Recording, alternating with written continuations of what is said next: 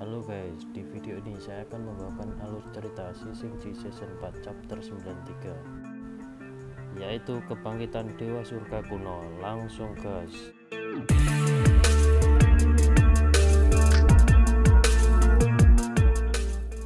Di awal cerita kita diperlihatkan chapter yang sangat menarik, yaitu di mana-mana terjadi kekacauan seperti di wilayah kerajaan dinasti Tang. Diceritakan semua warga kebingungan dengan apa yang terjadi pada langit yang berubah menjadi hitam pekat.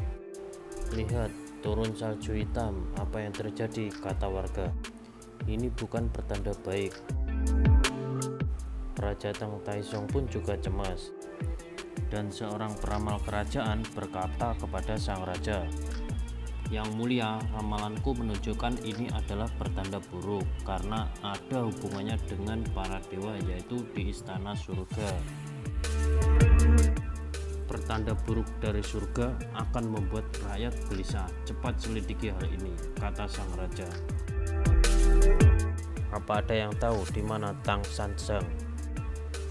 Saya dengar beliau meninggalkan kota Chang'an beberapa bulan yang lalu.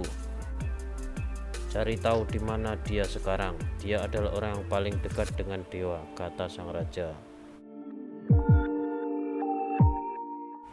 Lalu Sin beralih di istana naga, di mana Raja Naga dan anak-anaknya sedang menyaksikan fenomena ini.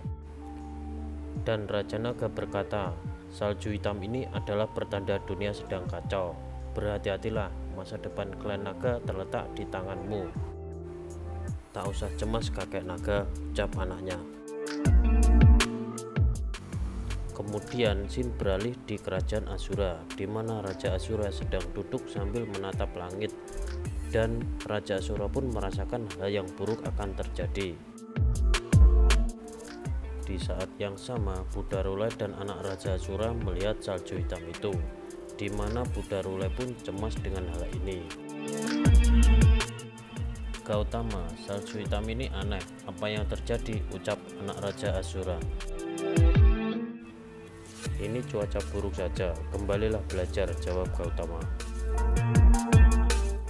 "Sesuatu telah terjadi di surga, sayangnya itu di luar kendaliku," ucap dalam hati Buddha Rule. "Perkembanganmu dalam pelajaran belakangan ini sudah meningkat. Itu karena aku suka dengan semua yang kau ajarkan padaku," ucap anak Raja Asura. "Asura tak pernah menghargai hal semacam ini. Aku ingin belajar lagi sebelum ujian." Lalu Sin berpindah di istana surga, di mana setelah kebangkitan Dewa Surga Kuno, dia langsung memakan prajurit yang lemah. Semua yang di sana kaget melihatnya. Disintian pun berkata, "Mengorbankan diri untuk yang mulia adalah kehormatan terbesar. Setelah tertidur lama, aku akhirnya mendapat nutrisi yang kubutuhkan," ucap Dewa Surga Kuno. "Disintian, Guangmutian, kalian sudah menyiapkan korban yang bagus untukku. Bagaimana situasi di luar?" kata Dewa Surga Kuno. "Pasukan Dark Shadow saat ini sedang bertempur di istana surga. Hingga sekarang situasinya terlihat buruk bagi kami." Buruk? "Awalnya kami ingin mengambil kendali penuh istana surga sebelum menyambutmu. Namun perlawanan mereka lebih kuat dari dugaan. Akhirnya kami mempercepat kebangkitanmu untuk meminta saran." "Tak masalah, permainan baru dimulai. Kau menarik. Aku sudah melihat keinginan hatimu. Kau tidak suka dihiraukan, namun dia tak pernah memperhatikanmu. Kau ingin dia jadi milikmu. Jika tidak bisa, tidak apa jika dia dihancurkan." "Itu benar. Kau ingin aku melakukan apa?" ucap Ning. "Jangan takut, aku akan membantumu. Aku hadir di hadapan jiwa yang tersiksa. Aku memberi mereka kekuatan dan kemampuan untuk memilih," sambil memegang kepala Ning. "Sekarang kau sudah bebas dari kekangmu." Seketika Nining langsung berubah menjadi arwah kegelapan.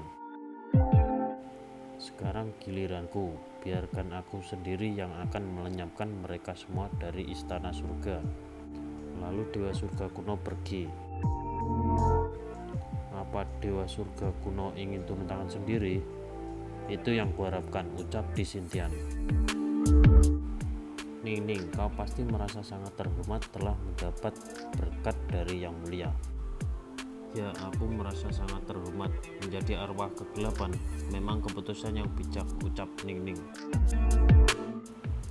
Lalu Sid berpindah di pertempuran Dewa Surga. Guru, aku tidak bisa menyelesaikan pertempuran ini. Leluhur memanggilku. Kemudian pasukan arwah kegelapan mundur. Siapa leluhur mereka? Guan Yin menjawab, pasti salah satu dewa surga kuno yang dimaksud. Aku yakin kau pasti sudah tahu kekacauan ini disebabkan oleh para arwah kegelapan yang berasal dari pencipta surga. Jika benar musuh kita salah satu dari 3 dewa kuno, ini akan menjadi pertempuran yang sulit. Dan Virujaka pun datang sambil bertanya, mereka mundur mau apa sebenarnya? Mereka sedang mengumpulkan pasukan untuk menyambut leluhur mereka, yaitu dewa surga kuno, ucap Guan Yin. Surga yang kuciptakan berada dalam kekacauan. Akhirnya pemikiran dari 2 si bodoh itu terbukti tak berguna. Akan kuakhiri pertempuran ini. Dewa surga kuno langsung menghampiri Sun Wukong. Sun Wukong, aku tak percaya siluman setingkat dirimu muncul di dunia manusia saat aku sedang tertidur. Orang ini auranya lebih kuat dari dewa lainnya. Siapa dia sebenarnya?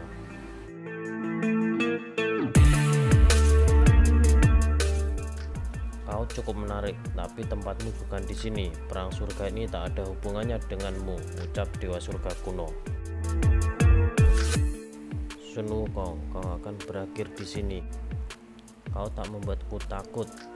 Coba saja kalau berani, ucap Sun Wukong sambil mengejek. Dewa surga kuno pun langsung melancarkan serangan, tapi Sun Wukong berhasil menghindar. Rasakan ini, Sun Wukong menyerang balik, namun pukulan tongkat Sun Wukong berhasil ditahan dewa surga kuno. Krak, tongkat Ruyi berubah jadi batu dan patah. Dan setelah itu, dewa surga kuno langsung mencengkeram muka Sun Wukong sambil berkata, kau terlahir dari batu, sudah seharusnya di kematianmu kau akan kembali menjadi batu. Maka Sun Wukong pun mulai retak dan perlahan berubah menjadi batu. Dan akhirnya bersambung di chapter selanjutnya. Jangan lupa tonton kelanjutannya ya guys. Bye.